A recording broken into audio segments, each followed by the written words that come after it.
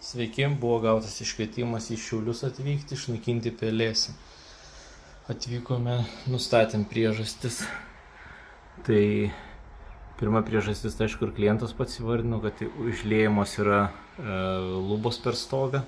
Buvo nesandarus stogas, bet to pasakoje, kad ilgą laiką nereagavo ir netraukė drėgmės iš konstrukcijų.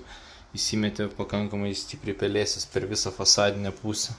Tai yra gaunasi šitą visą fasadinę pusę ir visos lubos supelijo.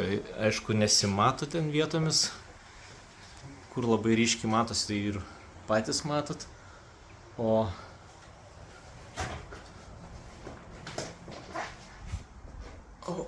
pačios lubos, tai čia jau buvo valyta ir jie dar labiau pasėjo tą pelėsį. Tai čia siena dalis, praktiškai gaunasi, kad visas fasadinė pusė, ta, kuri bus valomo, ir lubos. Ir aišku, visas langas. Ant lango tai matosi tokie juoduliai, tai čia jau labai seniai įsisenėjęs pelėsis.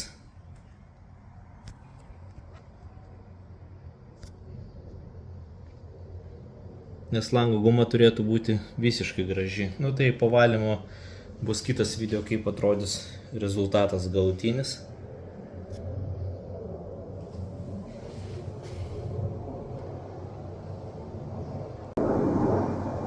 Ir kita priežastis tai yra peršalančių sienų siūlės, nes namas yra blokinio tipo.